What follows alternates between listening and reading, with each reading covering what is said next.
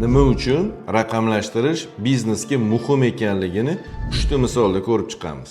Birinchisi, ma'lumotlarni markazlashtiradi. Ya'ni barcha mijozlar, sotuvlar va moliyaviy ma'lumotlar yagona tizimda saqlanadi. Bu ma'lumotlarning yo'qolib qolishini oldini oladi va ish jarayonlarini osonlashtiradi. Ikkinchisi, samaradorlikka oshiradi. Ya'ni raqamlashtirilgan tizimlar orqali hujjat aylanmasi, hisob-kitob va tahlil tez amalga oshiriladi. Xodimlar qo'lda bajaradigan ishlarni avtomatik ravishda bajarish mumkin bo'ladi. Uchinchisi esa to'g'ri qarorlar qabul qilishni boshlaysiz.